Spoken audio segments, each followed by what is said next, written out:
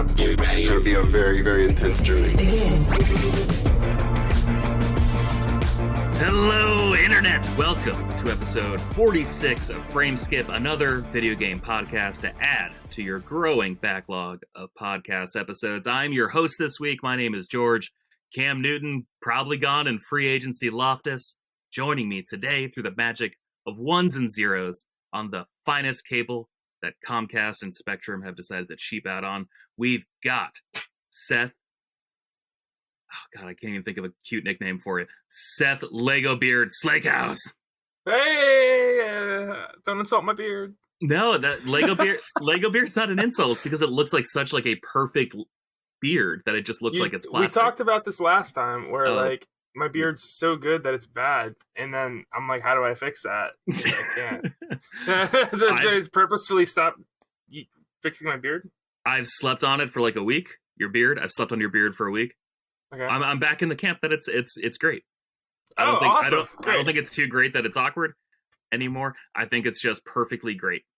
Thank you. So I screwed this side up a little bit. As you can tell, it's a little thinner up here. I'm regrowing it in, but this side's still going strong. Oh my God. Lines. Picturesque. It looks like it's carved out of marble. Yeah, it might be.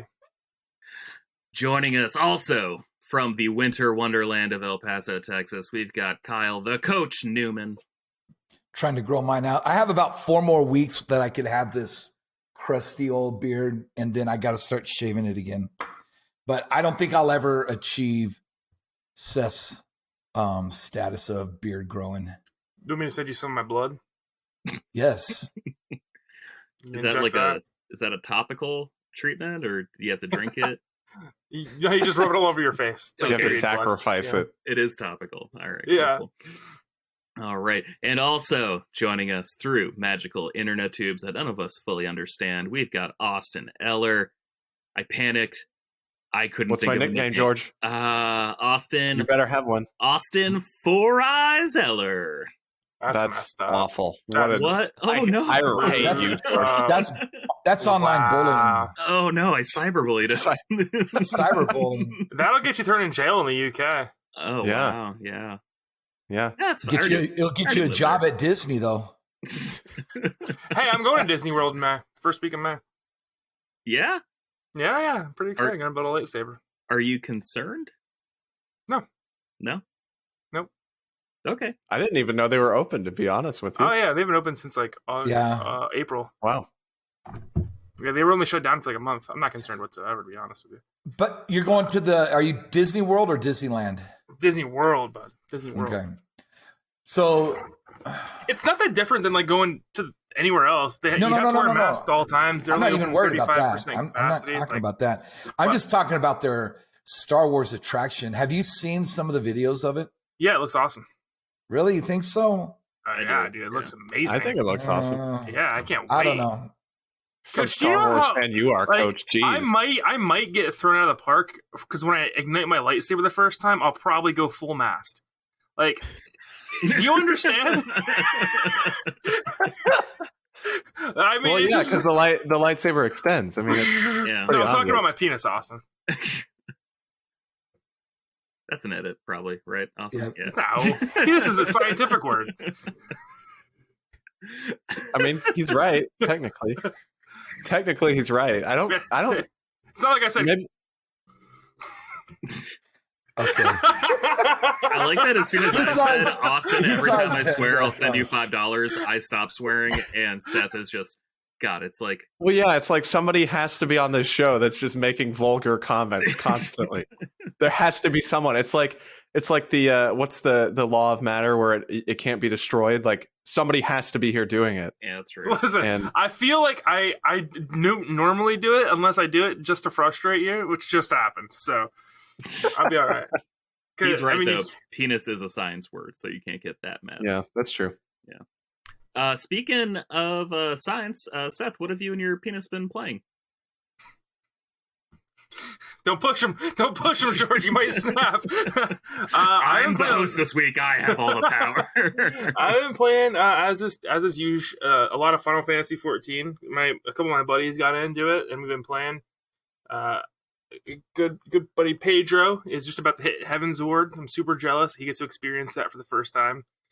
And my other buddy Watson, he is almost to Heaven's Ward, so that's pretty cool, pretty exciting for those guys.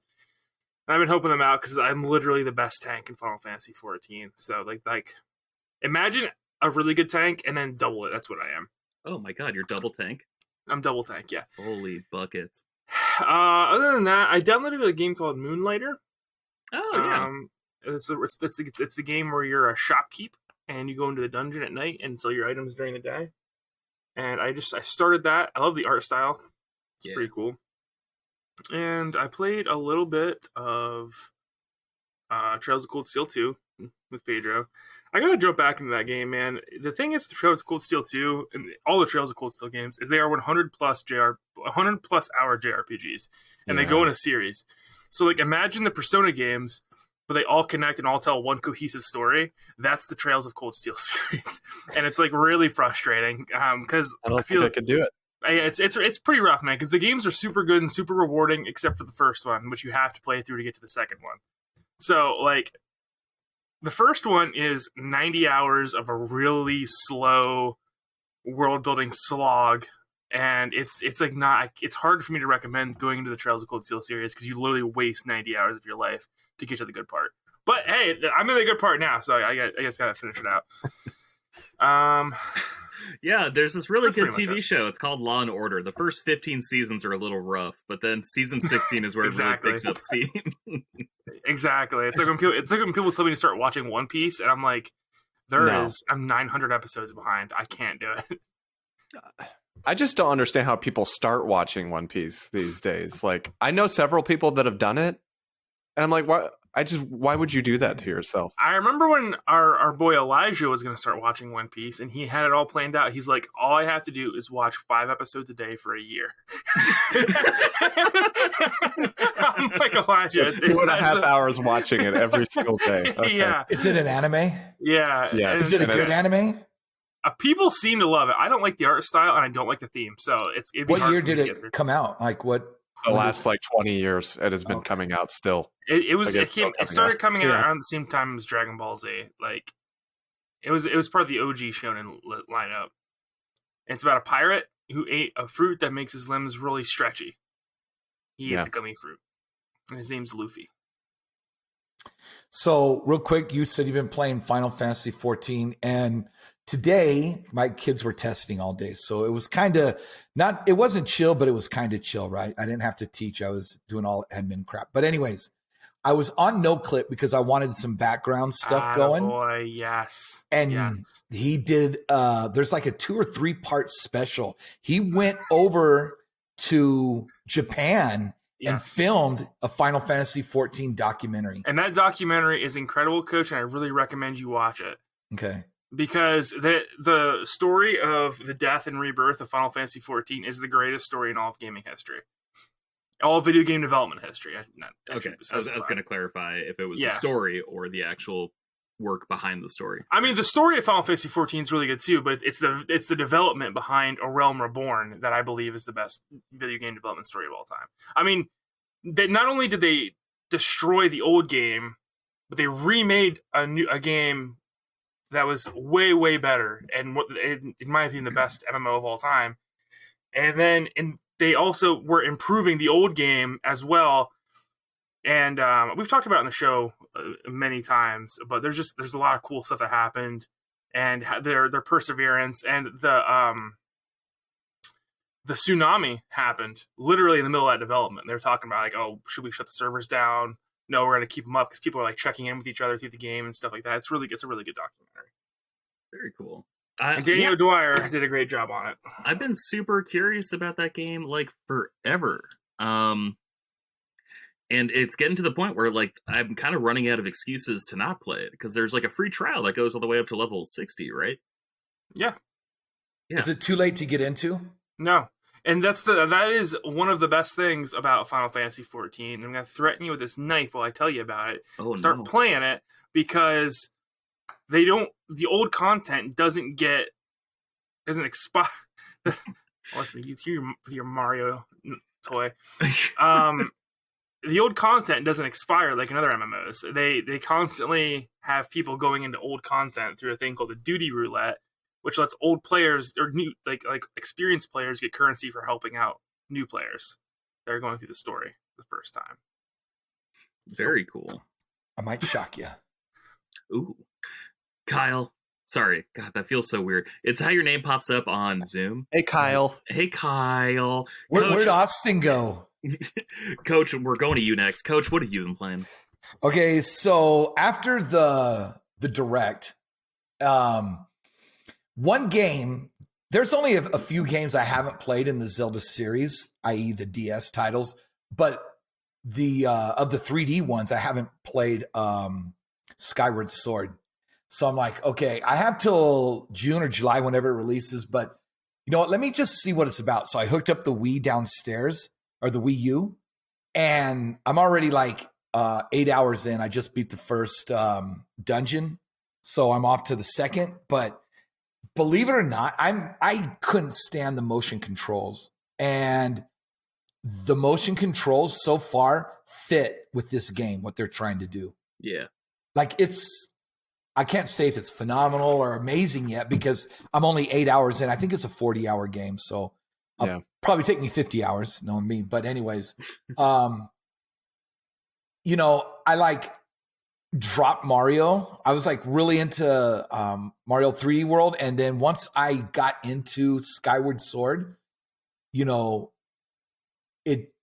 that's all I could think about right now. Like, right. I'm ready to really start getting into it. So I beat Gearham, or I don't even know how to pronounce his name. Gearham, but yeah, it took me a couple times. But then when he kept charging, I couldn't dodge. So I'm like, all right, I'm just gonna rush him. So that's how I ended up beating him, is rushing him because he couldn't charge me. So, but yeah, I'm loving it right now.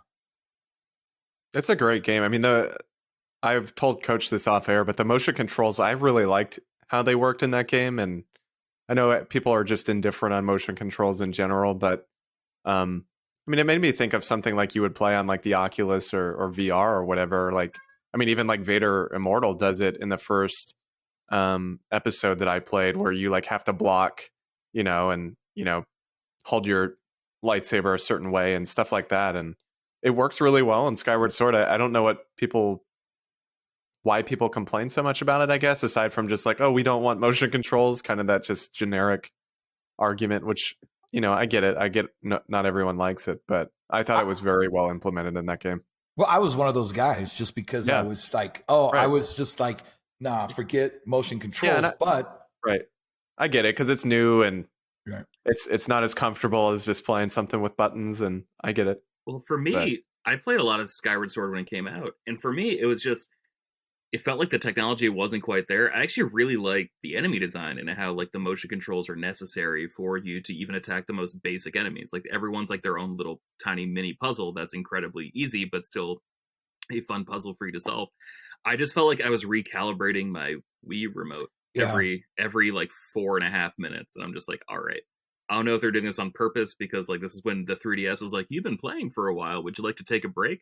And like, I don't know if it was like them trying to do that for console games, but it felt like the game got in its own way a lot, like the controls. But the controls were incredibly smart and incredibly fun, and I'm hoping that it's a little bit more streamlined, I guess, on the new HD, which we will talk about later. This episode, we're just going to run through the latest Nintendo Direct, talk about what's getting us excited, and I think we're going to talk a little bit more about Skyward Sword when we get there. Austin. Oh, sorry, Coach. Coach, is that all you've been playing? Well, no, yeah, that's it. Okay. So before I get into the main thing I've been playing, I guess technically both have been taking up a lot of my time, but I have been continuing Mario 3D World, the Switch version with Andie. We've now beaten the main 8 worlds and 100%ed every level in all of those worlds, and then we did all of the first post-game worlds. So there's 12 worlds total, 8 in the normal game, and then there's 4 post-game worlds. And so we have 3 more to go, and then after that we'll get into Bowser's Fury. So I'm excited to try that out. I've heard pretty interesting opinions on it. Some people seem to be like, this isn't very good, and then others are like, this is incredible. So I'm curious to see where I fall. But yeah, I mean, I just adore Mario 3D World just as much as I did when it first launched. But But the other game I've been playing, and I had played a little bit of it prior to, I guess it was last week. I just didn't talk about it on last episode, but I started Jedi Fallen Order on PS5 with the new 4K 60 frames per second update. And I'm probably 2.5 hours in. My first impressions of it were like, this game is incredible. That first 30 minutes of, how that game opens, the story that unfolds, I was like, I know this is going to get its hooks in me. But then as I went on, I started realizing that maybe it wasn't the game I was looking for. I was kind of hoping for like a linear, kind of Uncharted, kind of Star Wars, story-based Star Wars game. And that's just not really what it is. Yeah. And I don't like hate it or anything so far. And I don't know if it's just because I'm not in the mood for this kind of game right now. But Seth, I know you made this comment in the Slack, but like, I kind of just wish it wasn't a Metroidvania. Like, yeah, I'm just not really feeling that. And yeah, it's weird because it doesn't feel like it was developed as a Metroidvania. It feels like it should have been a linear, like Uncharted type game. And it tried to mix, in my opinion, it tries to mix like Metroidvania with a Souls-like with a linear Uncharted type game. And I don't think it works out very well. The really unfortunate thing is that the story is really quite good in the game. Right. But that storytelling doesn't happen while you're playing the game. It happens like in between the worlds, like in the cutscenes and whatnot, or whenever you get to like a boss fight. There's really no story at all when you're just like exploring the world and going from objective to objective. I thought that was kind of unfortunate. Right. Because it made me feel like I was just trying to get to the next objective so I could continue the story. I was really enjoying my time with it. Which ironically is pretty Uncharted, right?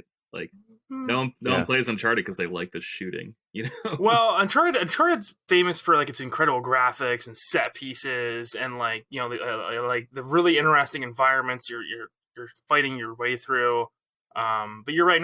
Uncharted's not really like this incredible story or this incredible gameplay experience. But like even Fallen Order, I'm running around and I'm like, okay, like I'm on these planets, but I don't feel like I'm really impressed by any of the planets. Yeah. So the third planet you go to me, that was the funnest one. The Wookie Planet?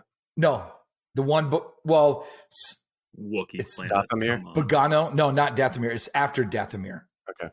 Yeah. So, because it's green, you really get to just kill stormtroopers.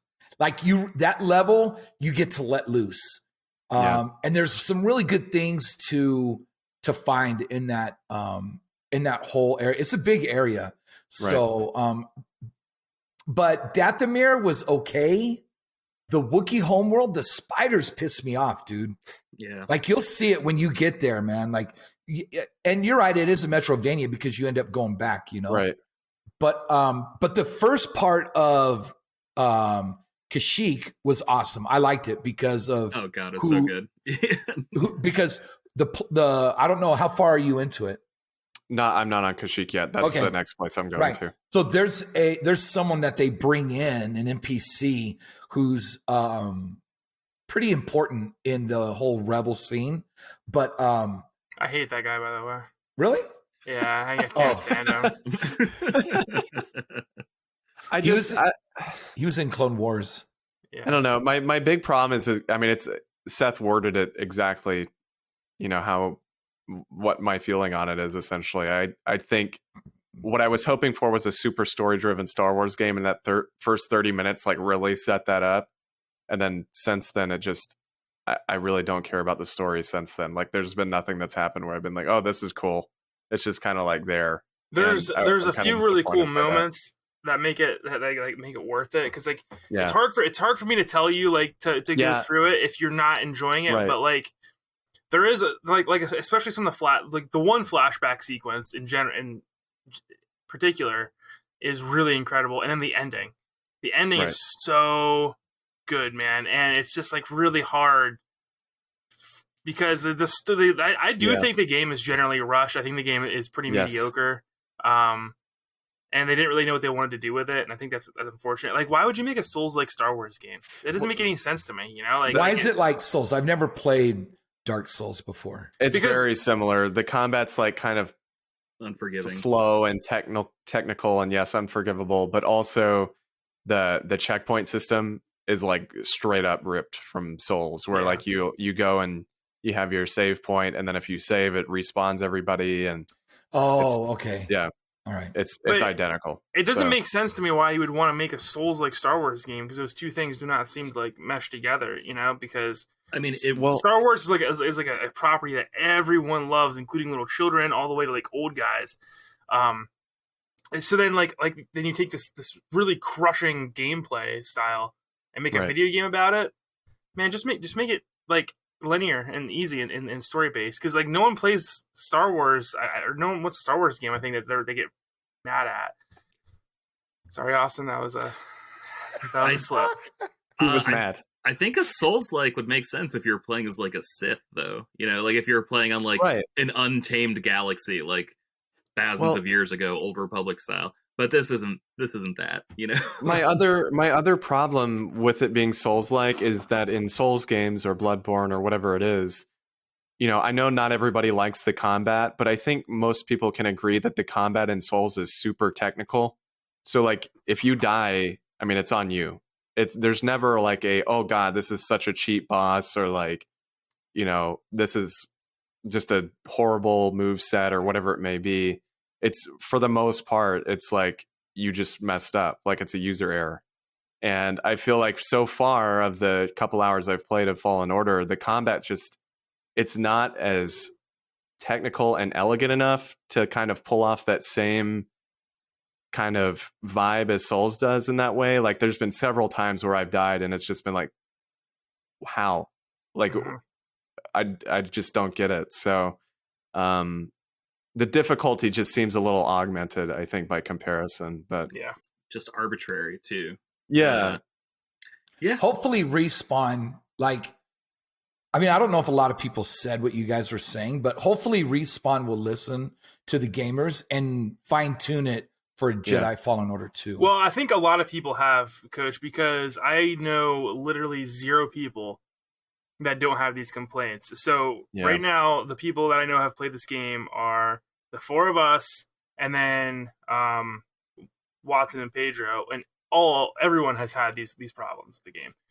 And it's been the exact same problems, which is a small sample group, but when it's 100% of the sample group, it's like, okay, well, there's probably an issue here, Sure. Well, I am going to keep playing it. I don't think it's a bad game. I just think it's not what I was expecting, because I had heard a lot of people say like this game's incredible, and so far I'm not really getting that vibe.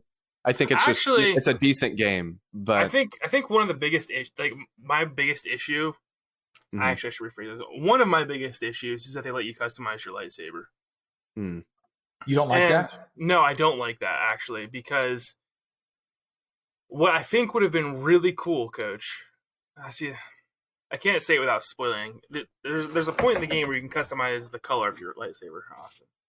Right. And I think you know that because there's DLC for the crystals and stuff. I've already gotten a few colors. Okay, so Well, what would have been really cool is if the color of your lightsaber, when you go to get your crystal, changed depending on how you play the game. Because you can play the game very aggressively with your lightsaber, and you can use force powers. And I wish that the color of crystal you get at that certain point in the game would have been more of depending on the player choice. Right. Yes. That would have been really cool, because canonly, Jedi don't change their colors. And it's a very immersion breaking thing. Right. I understand why they did it, because everyone wants to change, play with the lightsaber colors and whatnot, but I think that would have been really, really cool and very immersive if you could play through the game and get a blue lightsaber or a green lightsaber, or if you were super good, maybe you get a purple or orange or yellow. If you were I think that would have been a better choice. That's what I would have done. Don't go orange. I am going to keep playing though, and I'm going to take George's advice to set it to easy, because there's no trophy for. It's good advice. There's no trophies for difficulty, so I'm just going to switch it and have it at that. So. Yeah. Are you playing on the 1X or the PS5? The PS5. Oh, nice. Okay. So, and I will say it runs well, but it has some issues still. There are still some times where there's some slowdown, and it's not bad. I heard the original version was pretty rough. Yeah, but at times, yeah. Yeah. So, but hey, it is That's also like the best Star Wars game in the last couple of years. So what can you do? You know? Yeah. What can And you thank do? God EA is not exclusively making Star Wars anymore. I'm super confused about that. We're going to talk about that, I think, when we go over the Nintendo Direct. But yeah, Oh, God. I've Yeah. got questions. I might have answers. Oh, I probably don't. Okay, damn it. I have not been playing very much recently. I've been reading a lot of comics, which has been super fun. I stopped buying comics around New 52 because I didn't really like the direction that DC was taking. And I remembered stopping my Marvel subscriptions because there was an event that I was reading that I was just not feeling. And I'm like, this is bad. Can I guess which one it was? Yeah. Secret War 2. No. It was before that. It was the Original Sin. Yeah. It was the one right before that, I think. It was. I can't remember. Original Sin was bad, dude. Original Sin was bad. It was Fear Itself. I don't remember Fear Itself. Fear Itself was like the Red Skull's daughter, who is Sin, who is now Why the it new always Red the Skull.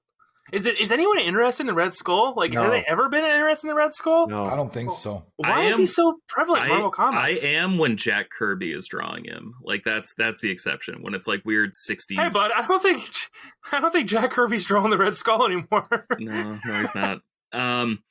But it was a story about like it turns out Odin stole the throne of Asgard from his elder brother, and like Earth was actually a prison for him, and there's a whole bunch of enchanted Norse weapons, and it just was a really boring story that didn't really do anything. And I finally read that. I'm like, oh right, that's why I stopped reading Marvel for a couple years, because the story sucked. And That is the story that broke Thor. Or no, Original Sin was the story that broke Thor for almost a decade. I When they made disagree. Jane Foster Thor. I love the Jane Foster Thor stuff. I think That's fine. Don't call her Thor. Okay.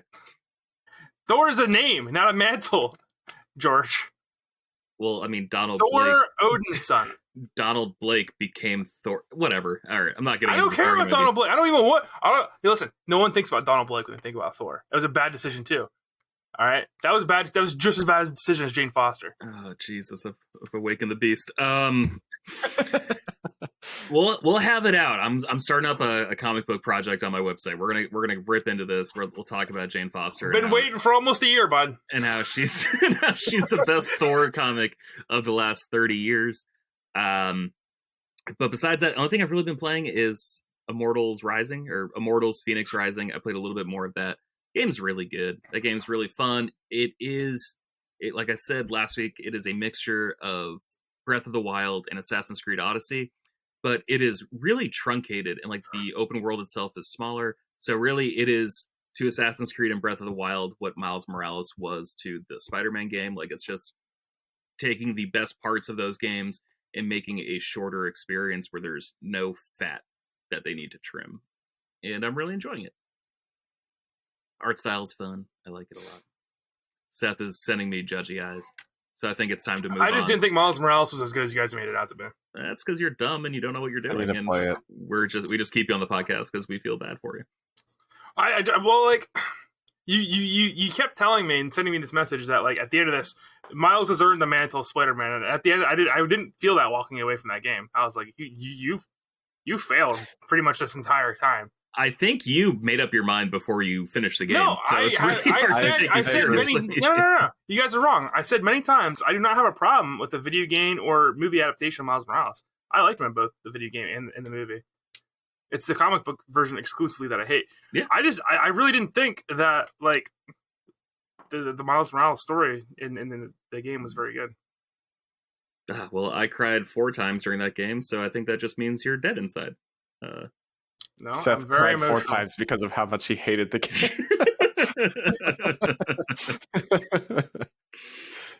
All right. We talked about recording last week, doing predictions for the Nintendo Direct.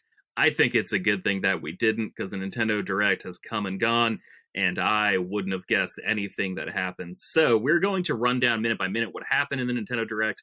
I'm going to keep going until someone tells me to stop for something they want to talk about.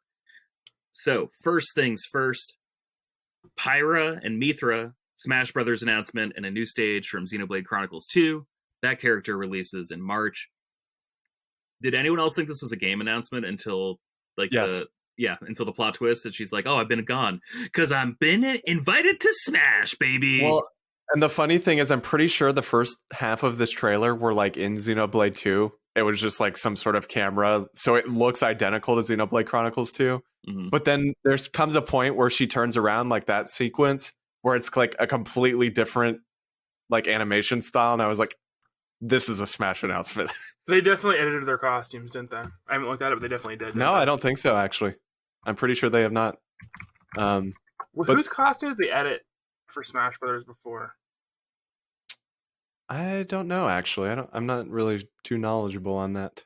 I thought this was cool because people have been begging for either Rex or Pyra / Mithra. So,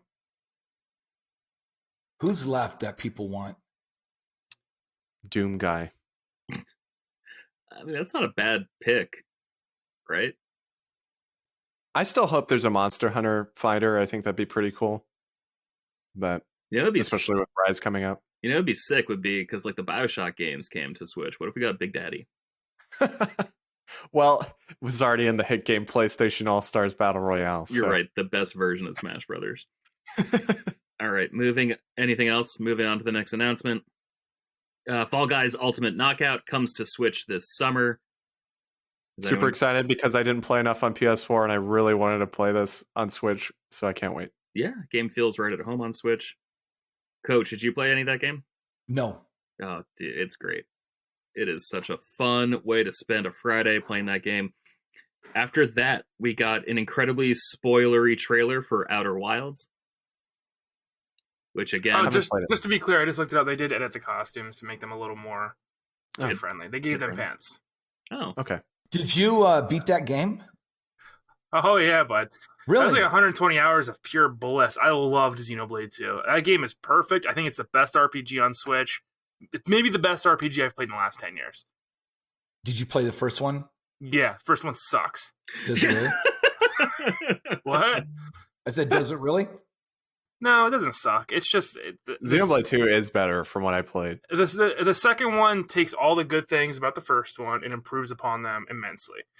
There's a point in the game that I think almost everyone wanted to quit at because the game does not give you clear direction.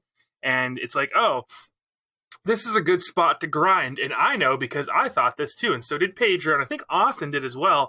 Where it's like, go kill this animal. But you have to like go find it. And it's really hidden.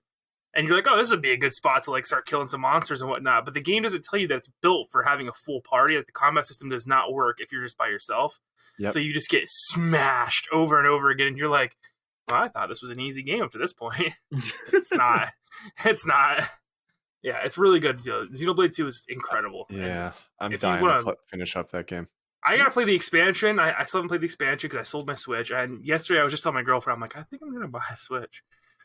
The Monster Hunter one? You gonna get a light this time? I don't know, man. Does the light support docking? No. Then no. Fair enough. All right, so we have that Outer Wilds trailer. That's coming summer 2021. Incredibly spoilery. I know a lot of people, that was their game of the year for 2019. That is coming from Annapurna Interactive. Not the last time we'll hear from them throughout this show. After that, we got Famicom Detective Club, The Missing Heir, and Famicom Detective Club, The Girl Who Stands Behind. Those come out May 14th. Austin, I'm so excited for this. You're nodding your head. Yeah, talk to me about it. What's up? Well, it's right up my alley because I love Danganronpa and Ace Attorney and all that stuff. So, and I didn't really, at first when I saw this, I was like, oh, that's cool. But then I did some research afterwards, and these are like Nintendo developed titles that were on the Famicom disc system, and they never came west. So I'm actually like seriously excited for these. These are remakes of games from 1988. Yeah. And I just can't believe Nintendo made these because it just seems very not Nintendo. Right. And yeah, I might even give these a try. I don't really like virtual novels, or what are they called? Is that what they're called? Visual novels. Visual novels. Yeah, I'm not normally a fan. I tried to get into Last Reward. Virtue Last Reward. Yeah. Couldn't do it, but maybe I will give this one a go. After that, Samurai Warriors 5 coming out this summer. Anyone care? I love the Zelda, the Hyrule Warriors, but Okay. yeah. All right. After that, let's see. Legend of Mana Remastered HD coming out June 24th. I've never played a Mana game before. I might have to check this one out. They are all completely different. Really? Yeah. Yeah. So This it's one? not like you've never played them before. You've never played this one before because it doesn't matter. Okay. Well, that's really good to know because I remember, was it Legend Yeah. of Mana? Not Legend of Mana. What was the Super Nintendo one? Secret of Mana. Secret of Mana. That was like the action RPG one, right? They're all action RPGs, but they're all very different. Like the one like Trials of Mana that came out, I think, last year. Yeah. That one's nothing like any of the other ones. Interesting. All right. Anyone else Yeah, excited for that? I do want to play that. Yeah, I've never played any of them either. I know there was like a collection or something last year, right? Yeah. Yeah. So one of And these then days, a I wanna play remaster. this There was a first. remake, wasn't there? There must have been. Yeah. Honestly, I don't know. Secret of Mana got remade. Yeah. And then it got bad reviews. I Oh. think. They added no lip syncing to it whatsoever. Oh, geez. It was really awkward because the characters That's rough. just like. That's like this is weird. This isn't 1999 anymore, bud. Step it up. Do you guys have a problem with these sword users in Smash, or are you just kind of used to it by now? Sword users? Oh, just like Just another in general? Like another character. Fire with Emblem a sword. characters? Well, I see everyone complaining because Pyra and Mithra are two more sword wielders, and there's like 1,000 of them already in the game. I get it on one hand, but like I like playing as them, so I guess I'm part of the I problem. mean, a sword is just a very popular like weapon, you know. Right. So I feel like it's fine, especially for like RPGs, which everyone wants Yeah. RPG characters because they're cool. But They're probably pissed because Fox gets his ass kicked. Like he's like one of the I think Fox is like the most played. Whenever I go to tournaments, I see people playing as Fox. I think it is On Melee or on the current one? Melee. Fox is just if you're not good at Fox, like you're gonna get destroyed. Fox is a rough one to get a hold of. But anyway. All right, moving on. Austin, I think a game you're very excited for. Seth, maybe you too. Monster Hunter Rise, March 26th. We got like a story trailer with some very just sinister looking twins in the trailer. Yeah. Made me uncomfortable, but also I liked it. Austin, why don't you talk about the Monster Hunter Rise? Well, they showed a new monster, which I forget what his name is, but he's like this. His class is a Leviathan, which is, it was in the old Monster Hunter games, like from Generations and 4 prior. They skipped them in World because they said they're essentially kind of like snakes. They said the way that the engine for World worked, they couldn't figure out how to get them to like navigate over like ledges and stuff for some reason.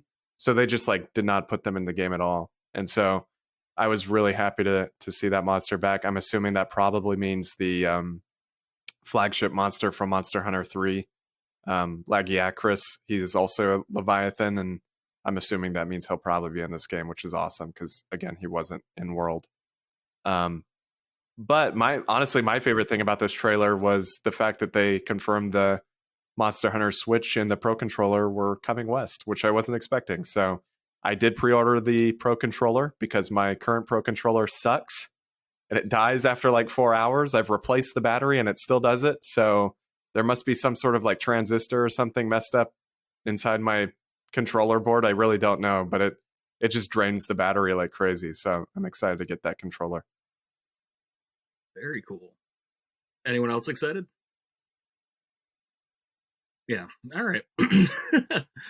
I haven't played I a would Monster. be if I had a Switch. Yeah, I haven't played a Monster Hunter game since Tri came to Wii. Yeah. That one was fun. Yep. After that, Mario Golf Super Rush, June 25th. I am beyond excited for this. I love the Mario Golf games. This is a day one purchase for me. I've loved Mario Golf since Game Boy Advance.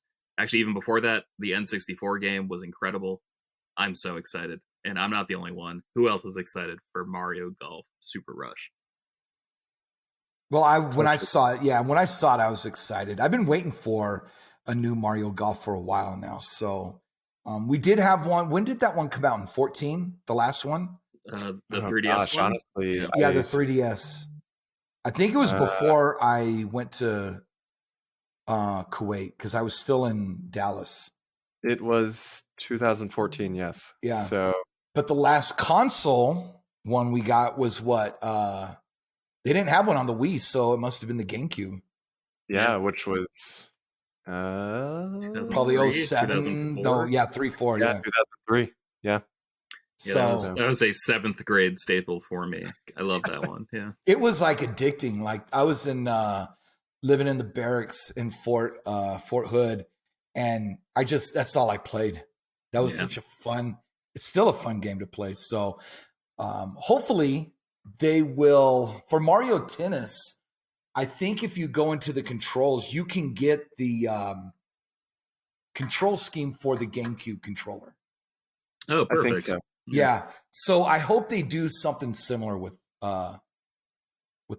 Mario Golf. So I was kind of talking to you guys and seeing at some point in the spring or, like before it releases, maybe in the summer, we should get all of our listeners or whoever and just have a big tournament for Yeah, I am pretty excited for Super Rush, and I do hope they bring back the tournament system that was in the one on 3DS because it was really, really cool. You could Mario Kart has something similar, Mario Kart 8, where you can put in a code, and so I remember I think Colin and Greg were still at IGN at the time, and Greg was super into that game when it came out, and so he had posted a Mario Golf tournament code on his Twitter, and so I was playing in a tournament against Greg and a ton of other people from IGN.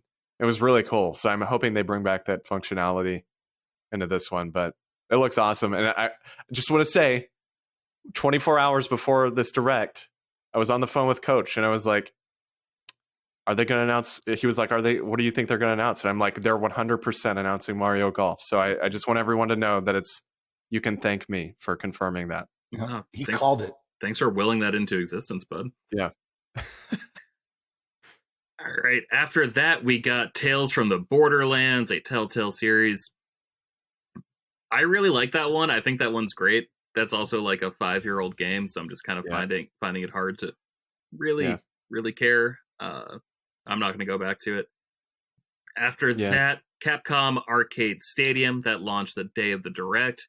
This is a virtual arcade, basically, where you can buy packs of games from Capcom's arcade history. I believe Ghosts and Goblins, the arcade version, is free until the game comes out on February 25th. More on that later. Anyone care? Anyone excited? 1938 school or 1941 school. That shmup. I like playing that on the original Nintendo. That was a lot of fun. Yeah, I'm curious what the selection is. I don't know that I've really played too many old Capcom games, so. Yeah. Coach, if anyone's excited about this, it's got to be you. No, I wasn't really into Capcom Arcade games. Yeah. Fair enough. All right. After that, Stubbs the Zombie, Rebel Without a Pulse, March 16th. I am genuinely excited for this. And I'm excited for this because this game was marketed back in the day as using the Halo engine. So this was in comic books everywhere. Stubbs the Zombie, Rebel Without a Pulse, made with the Halo engine. And that just had this nice mystique about it to 15-year-old me. And the game was impossible to find back then because it had such a limited print run. And now it's $100 to get a used Xbox copy. It is upwards of $200 for a sealed copy. So the way I look at this game coming out is much like when they do a reprint in Magic the Gathering. This coming out will hopefully make those copies cheaper and also just give people an actual affordable way to play this game. It's also coming to Xbox One, which is probably where I will grab it. But does anyone have any fond memories of Stubbs the Zombie? I never played it. All right. I'd actually never even heard of it until this direct. So okay. Yeah. I thought it was some indie game at first, and then I realized no, this is actually a beloved game from the early 2000s. So I'm curious. But Conquer was like that too, where that orange or yellow cart was so expensive 10 years ago, right? Mm-hmm. And now that we have it on now that we have that Conquer on Rare Replay, has the price gone down on that cartridge? That I don't know about. I know Right. it went down on Live and Reloaded. Yeah, but Live and Reloaded you can generally find. Yeah, but it did make the price go down. Right. So I'm not sure, because I know N64 is just kind of in its own weird twister of price ups and downs, fluctuations, whatever that friggin' word is. Moving on, No More Heroes 3, August 27th. I am excited for this game. I love the first No More Heroes game on the original Wii. I don't think I ever played No More Heroes 2. That was like a PlayStation 3 generation game, I think, because it came to that with the Move controllers, and probably Wii as well. But I'm excited for 3. It looks weird as hell. Whole bunch of aliens are coming to Earth. You gotta do weird little chores to make money to get the tournament fees to go fight the aliens. That's bizarre. I'm into it. Well, Suda51's always been out there on these games, but when you see him at conventions, he everybody loves to interview him. Like he loves to do interviews too. So he's a really likable, and like he's out there. He puts himself out there. So I know that the No More Heroes that came out, what was it on the Switch? I think it was. I don't even remember. It was Wii. No, there was one on the Switch. There was a Switch one. You're right. within the last couple of years. Travis Strikes Again or something like that. Yeah. It was a top-down action game. Yeah. No one wanted. No one asked for that. Yeah. Because the first two games are awesome. Yeah. And they did port those to Switch recently, the first two. So I do want to go back and play them. I've never played No More Heroes before. It'll be interesting if there's motion controls with the Joy-Cons. Please, God, no. Well, because that was like waggle. Let's move on. That wasn't like 1-to-1 precise. Yeah, you actually have to charge up your sword, like your lightsaber thing, and your character, like you'd have to shake your Wii remote, and your character would line it up with his scientific penis, and it was yeah. I'm sorry. What do you want me to do? Truth, though. It's the truth. It's literally the most descriptive way to say it. Yeah.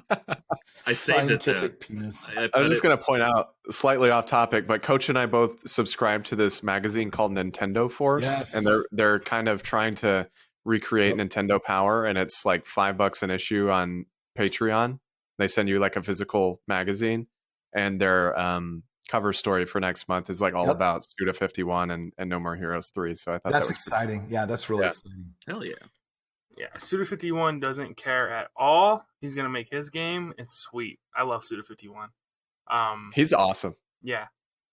He's like, oh, you got a problem with like anything in my game? Nah, I don't care. Yeah, I love it. I'm just gonna keep making weird over here in my corner. Yeah, it's like awesome. But those two games are great. They're all about, it's like No Mercy, straight up like, here's an assassin game. You're an assassin climbing the ranks. You're killing other assassins. End of the story. Like, we're going to throw a ton of style in there. The story's not going to make any sense. Go for it. Have fun. It's like, that's all it is. It fit the time period too, you know? So. But yeah, let's not do We'll see what he does anymore, this time. at all. Yeah, we'll see what he does this time. If your game's not a VR game, don't put motion controls in it. We've moved on. The industry has moved forward. I don't really mind it, to be We're honest. Done. Okay. I'm declaring it now.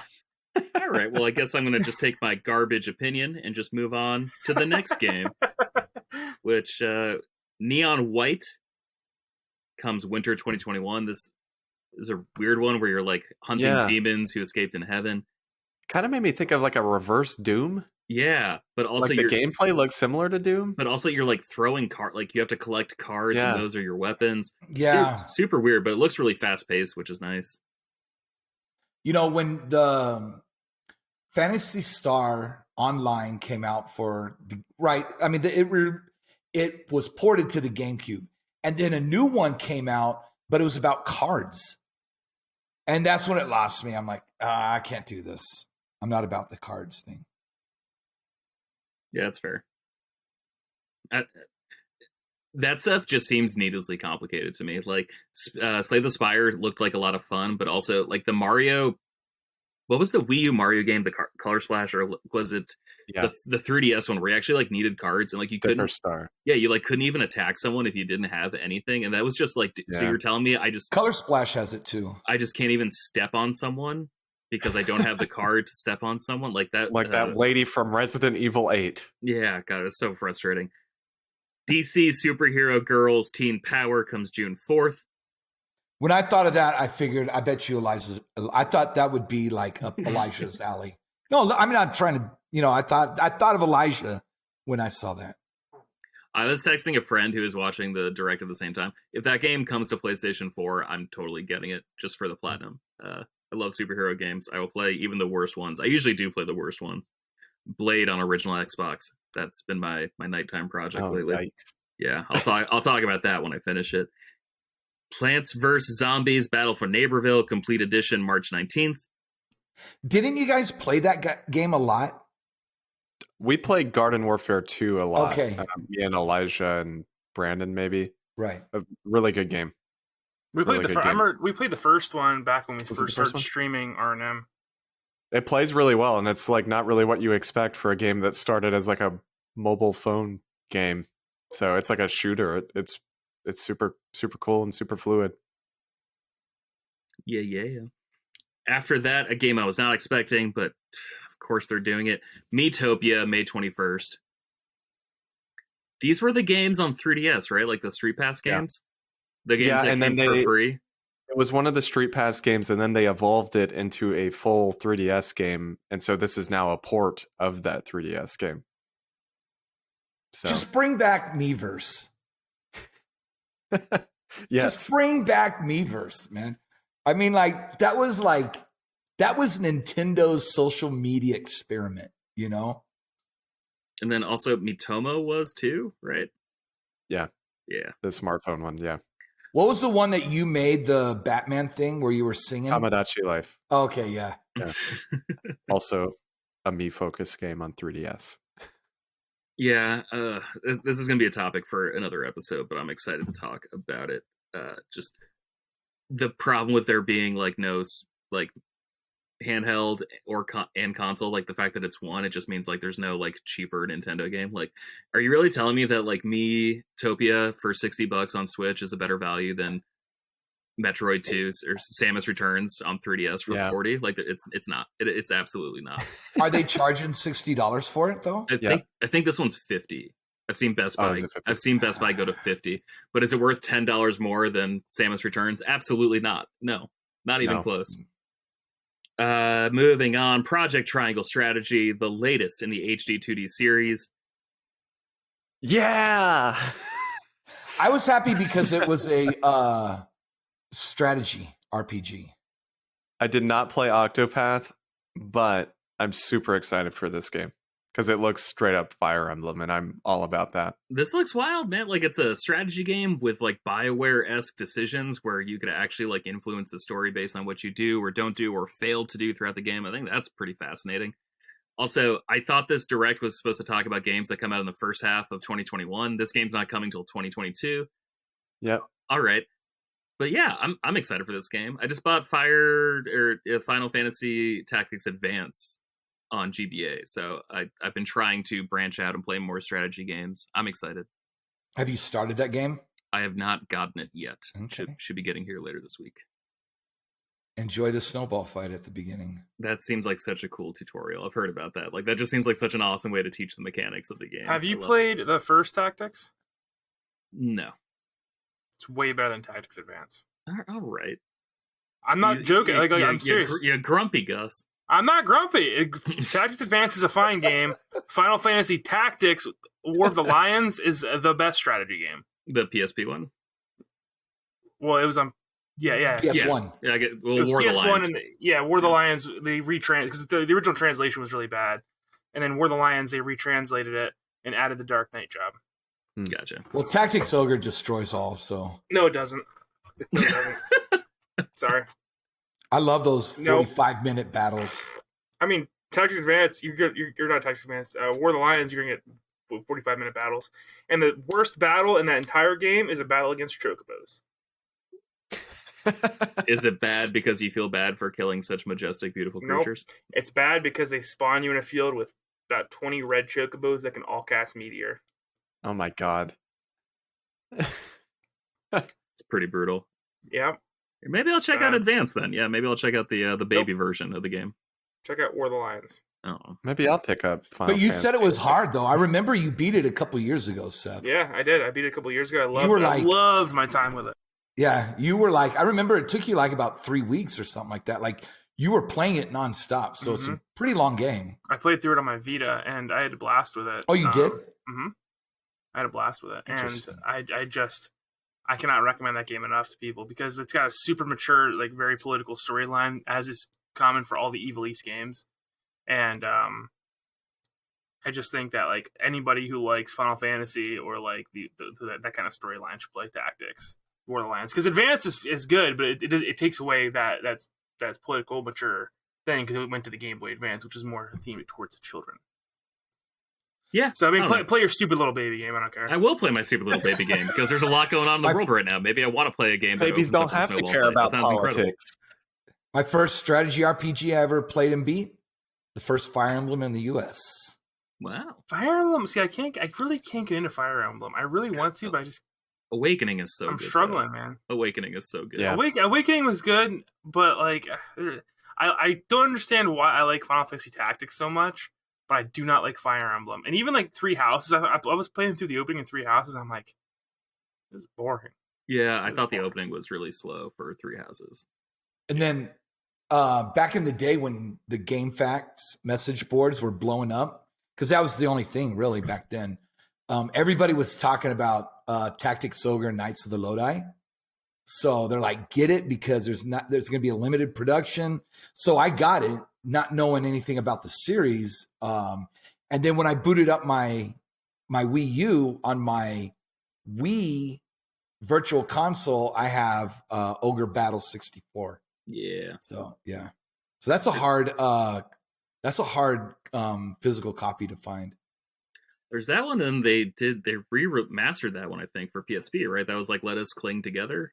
Or that was just a new one? I don't know if that was the N64 one. Gotcha. The same creator made both of Tactics Ogre and Final Fantasy Tactics. He's the same guy. Okay, moving on from strategy games. Star Wars Hunters, a third-person free-to-play action game. Third-person shooter, I believe. Made by Zynga. From Zynga, yeah. Coming out in 2021. They had nothing to show for it except for a little teaser in what looked like Jabba's palace. So yeah, that game is totally coming out in 2021. Zynga just won't go away, will they? They just refuse to disappear.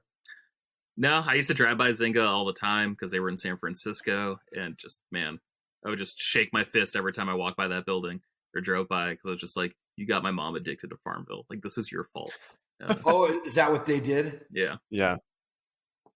You know what? I expected their stock prices to be dropping significantly over the last 5 years, but they haven't. They've been increasing pretty extreme. Maybe it's time to invest. Yeah. Next GameStop, baby.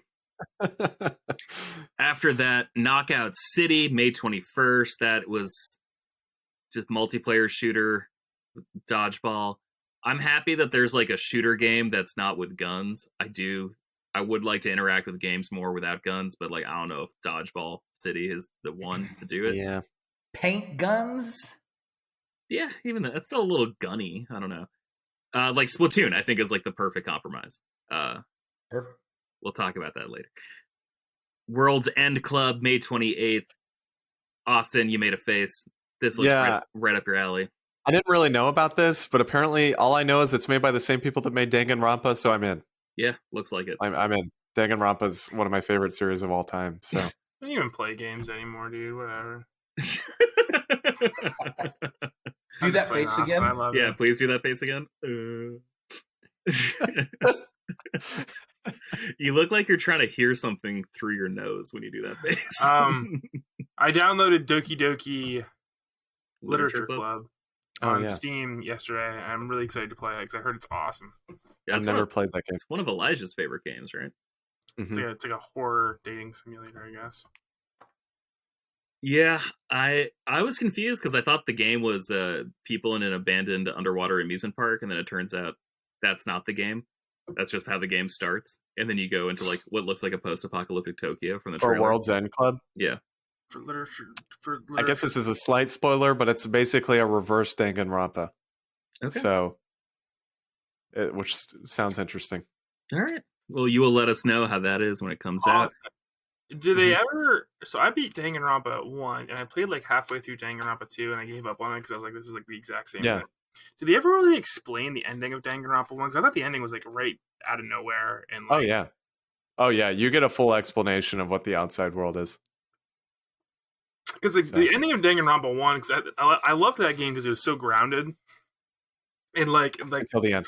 Until the end, it just comes out of nowhere. It was like there was like giant like monsters and stuff. Like we're talking about like I don't know, it was wild. You get a lot of explanation for that in the anime for 3, and then in Ultra Despair Girls, because it takes place outside. Well, I'm never gonna play that. So. So it sounds like I should look it up on Wikipedia. Yeah, that's right. After that, we saw a physical release for Hades coming out March 19th. Yay. Have any of you guys played it? No, but I heard it's really good. Yeah. I know Elisha, he likes that game a lot. Yeah, I've heard everyone played it. Like, I've never heard a bad thing about Hades. Me neither, yeah.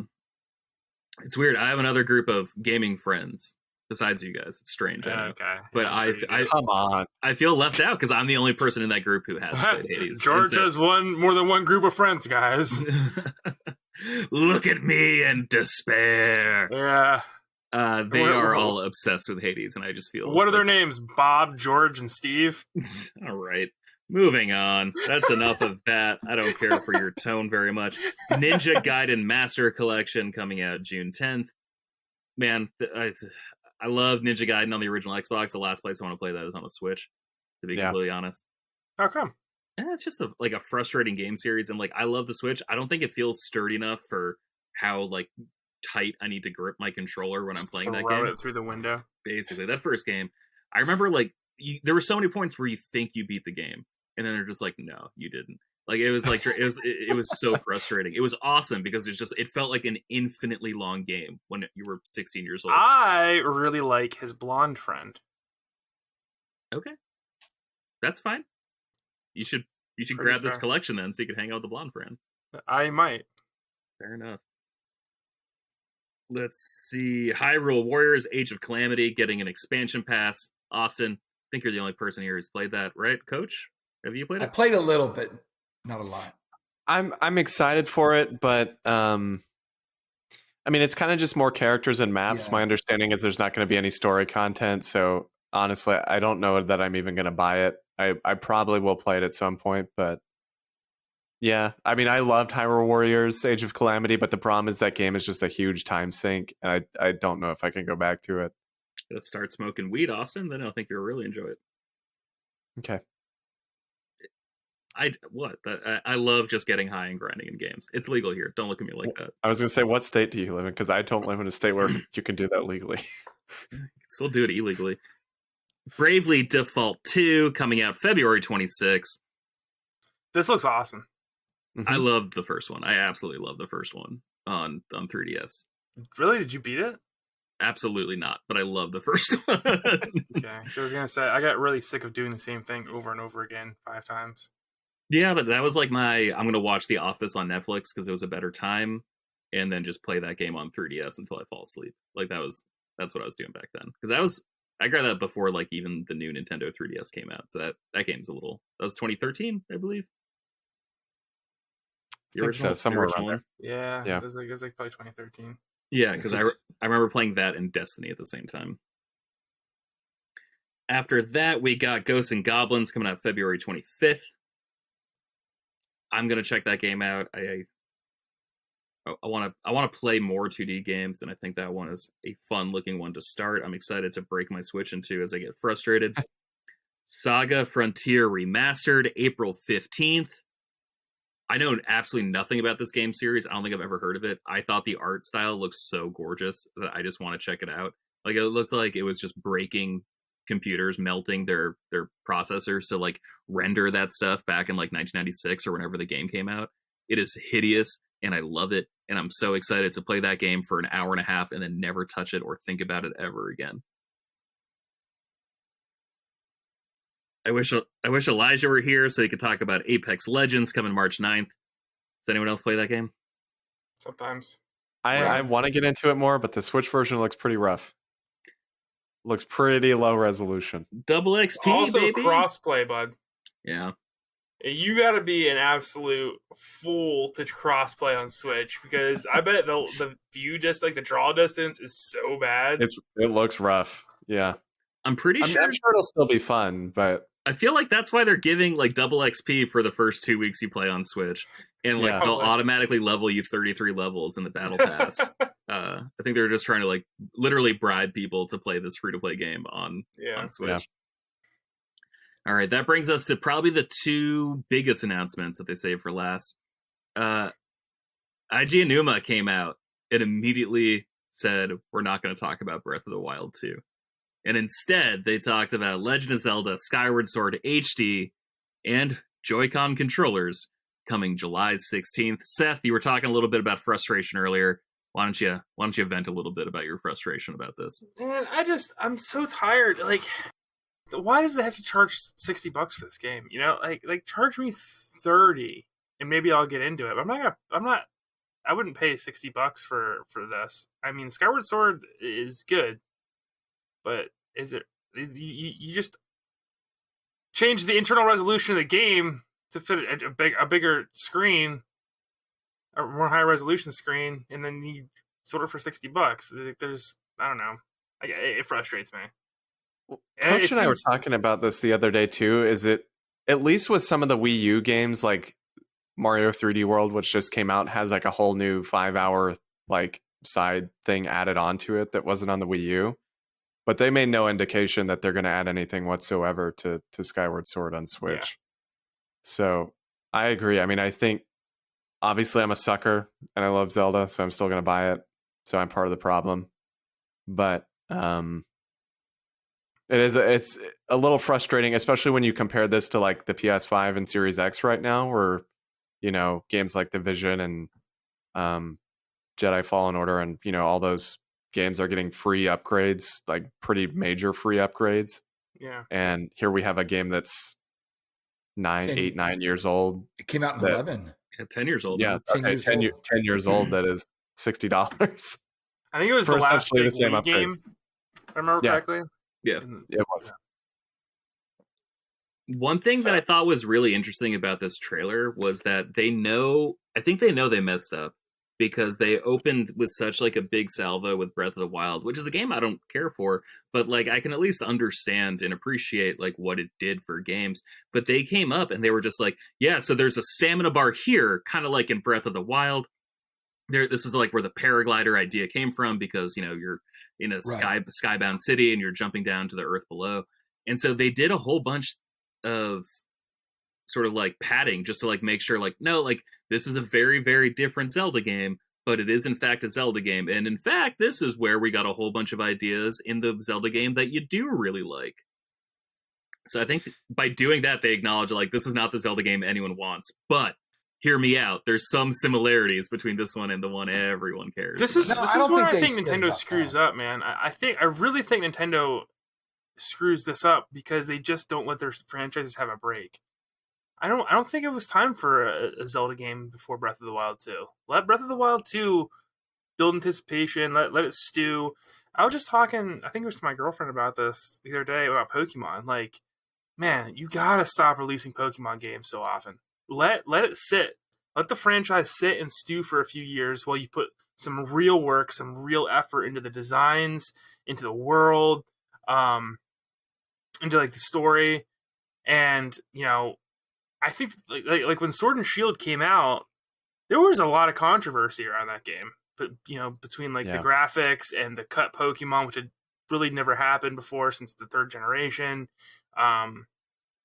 So there was a lot of controversy. And I just keep seeing this recurring problem where Nintendo continuously is just like, oh, you kind of like this thing? Here's like 8,000 versions of it and like stuffing it down your throat. It's like, oh, I can't fit anymore, you know? Let's take a break from Zelda. Let Breath of the Wild 2 come out, and then we'll play it, and you know, probably you guys will enjoy it. Not me and George, but you guys will. Mm-hmm. And then they can work on the next Zelda. Why does Skyward Sword like need an HD? Nintendo's not hurting for money, you know? They're doing great. So like, this seems like a very harsh cash grab, and I'm not there for it. And for that reason, I'm out.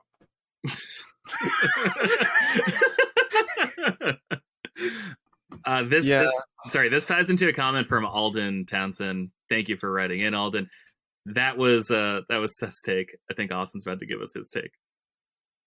Well, I mean, on one hand, I'm excited for it, but at the same time, like, this is a game, and I might be completely mistaken, but you could definitely buy this game for like $15-20, like in the last few years. I don't know if it's gone up, and it might have. But my biggest problem is I feel like I'm excited for it, but because it's the most recent Zelda game aside from Breath of the Wild, like, even though we just got these on Wii U, I kind of would have preferred to have just gotten Wind Waker and Twilight Princess ported to Switch. Just because those are older and harder to go back and play. And, Wind Waker, the HD version on Wii U looks phenomenal. And so I was really hoping for that for Switch, and I think those will still come. But either way, I mean, I'm still excited for Skyward Sword, but I do agree with Seth. I think unless they add something of note, this is another situation kind of like Donkey Kong Tropical Freeze, where it's like, okay, did you guys really need to charge $60 for this game that, is kind of a cheap, like, all right, here it is, I guess. It doesn't really seem like they did much work on it, aside from the controls, which I will say, I had a feeling they were going to do that with the stick, using the right stick to slash your sword, but I mean, I don't feel like that's a hard thing to really develop. So that's fair. Coach, your take? I pretty much feel the same. It's just, what are you going to add to it? Yeah. Is it just going to be like almost a straight port where you fix or you adapt the controls to fit the Switch? Or is it going to be an actual remaster? You say HD, are you just, making it 1080p, or are you going to actually go in and or clean out the textures, So I can see if they clean out the textures and make it at least a remaster in the vein of Twilight Princess, then okay, I could see that. But $60 for a Wii game, 10-year-old game, and not a lot of upscale that's a hard pill to swallow. Well, especially because we just got a 3-game collection with Mario. And this is another thing that Alden asked about. Interested in hearing your takes on Skyward Sword and the lack of any info on Zelda 35 or Breath of the Wild, despite them breaking out Aonuma. I'm okay not hearing any more about Breath of the Wild. Games have been affected by COVID. I think that's completely understandable. But Nintendo does this thing where they just don't shell out really for anniversaries, and it's really frustrating. Yeah. I remember the 25th anniversary of Super Mario, and it was literally just Super All-Stars on a disc. That was all they did. And I think it came with a soundtrack, maybe. It did. But that was it. And it's just really thought you guys would have put a little bit more TLC into this, and they just didn't. They always drop the ball with anniversaries. This isn't new. And the year of Luigi. That was more exciting because that was at least a new thing, right? Well, this isn't really following this topic, so I apologize. Maybe it is a little bit, but to talk about the Super Mario 3D All-Stars on Switch, I am now realizing that Mario Galaxy is on that collection with 2 other games for $60, also a Wii game. Yeah. Yet simultaneously, you have a Wii game, Skyward Sword, selling alone for $60. So that's a very stark contrast to think about.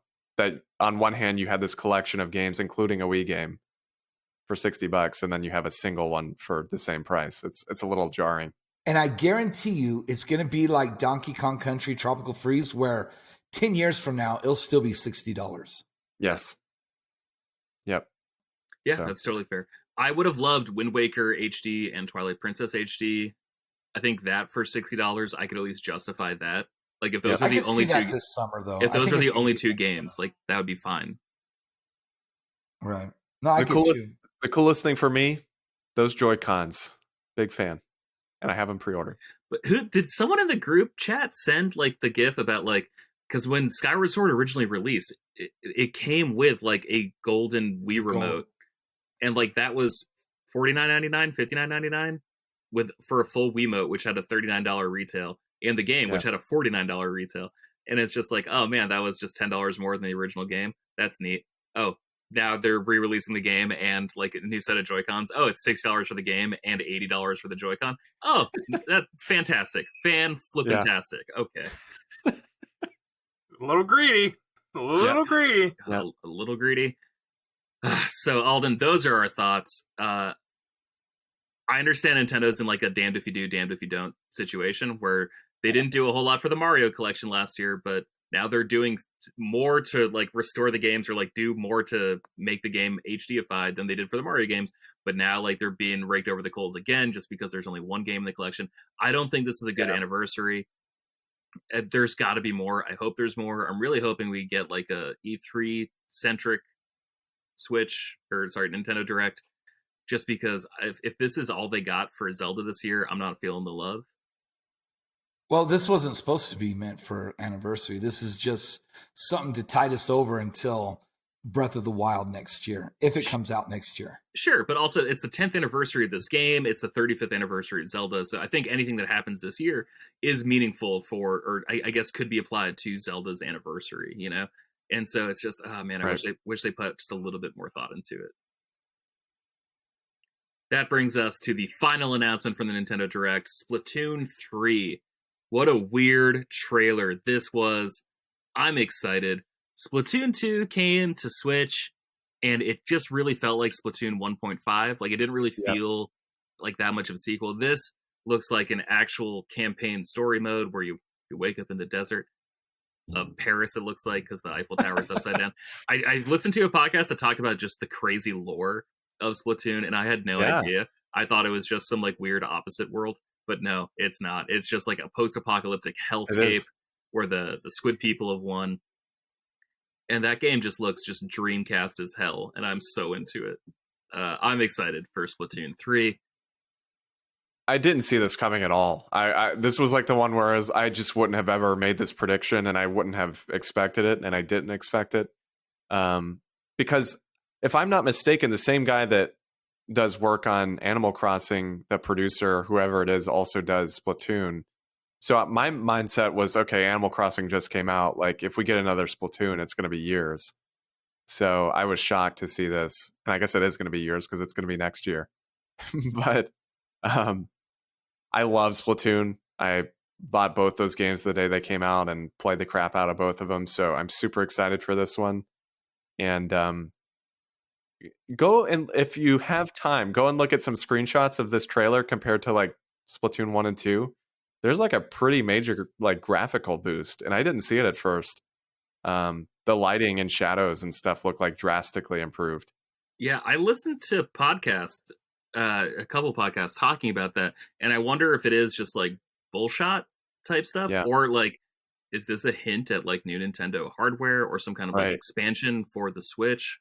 Just because it does look like a little bit more powerful than what you'd expect the Switch to be able to do this far into its life cycle. Yep. Coach, do you care about? Amazing. Oh, heck yeah! I love it. We would set up where we would play when we were out in Saudi Arabia.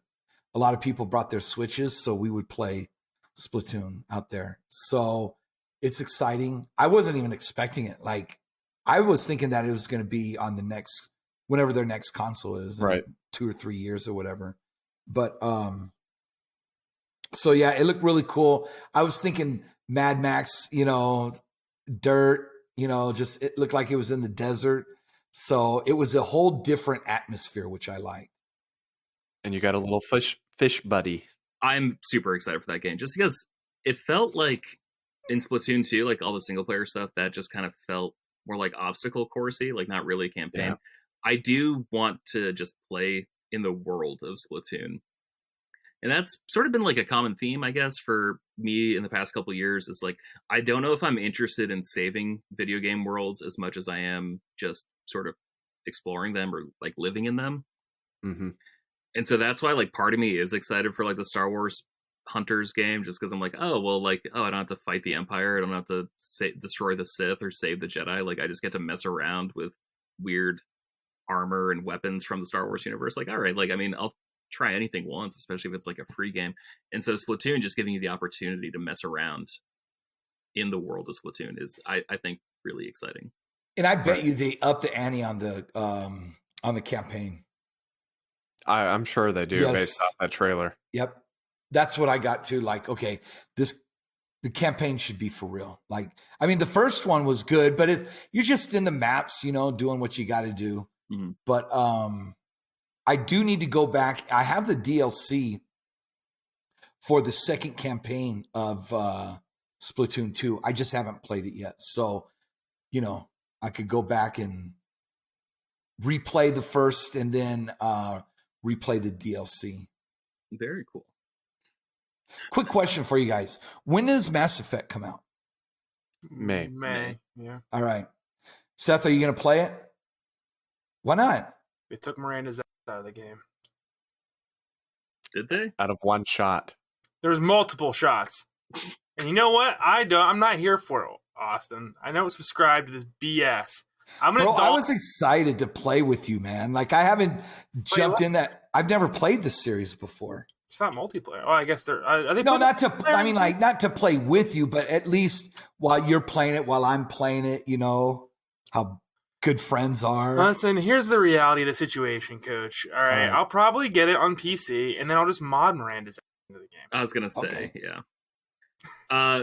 Coach, I don't care about. It'll be the first mod. It'll be the first mod that anyone puts on the Nexus forums. Miranda is not deterring me from playing this game, so I'll play that game with you, Coach. Isn't it still in there? They just kind of lifted the screenshot up. It's the principle of it, Coach. It's the principle. I don't support this communist Chinese nonsense in my games. All right, dude. It wasn't like a nice. It was just a big. Like, what do you want, man? Like, it just looked she like was genetically modified to be the best looking woman in the galaxy at that point. Don't tell me about like what it should have been, George. All right, that's what the developers wanted. They wanted you to know that it was an immersive experience, and they took it away for snowflakes that I cannot stand. I'm sick of it. She has a giant forehead. That's a problem. You know what? She does have a giant forehead. If you want, I can go to Walmart and take a picture of two beach balls next to each other, because that was basically all they did for Miranda's. Like, if that really makes you feel better, sure. Put them in latex. So BioWare, maybe it will. BioWare developed Mass Effect, right? It was their last good game. EA owns BioWare, right? Yeah, it sure does. They're gonna shut them down soon. And then, so EA's the one that probably came in and said, "Change it up." So they bent at the knee. Nah, it's probably BioWare. Nah, I don't think so. It's probably BioWare. BioWare is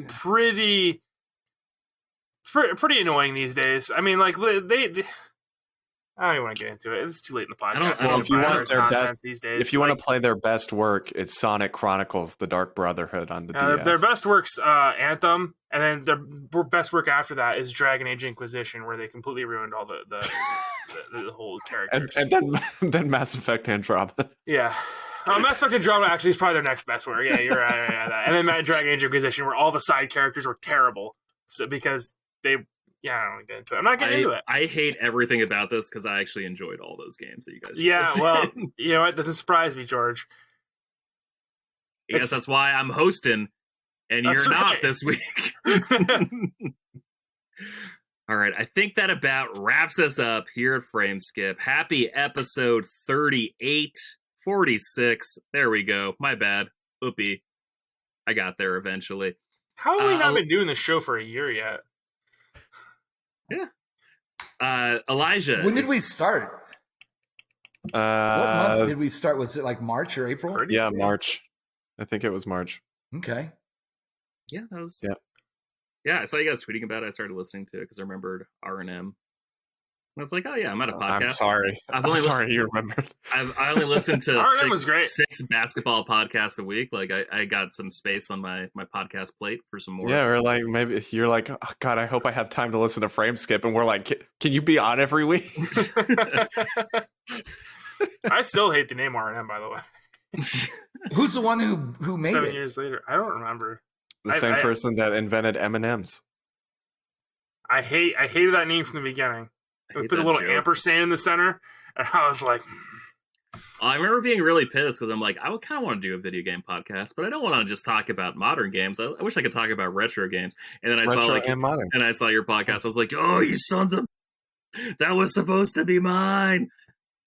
But then we didn't ever talk about retro games once on that podcast. Because we all stopped playing retro games. Yeah. Well, we did because I remember Seth was playing Chrono Trigger and he was trying to get Elijah to play it. And Elijah's like, no, this game sucks.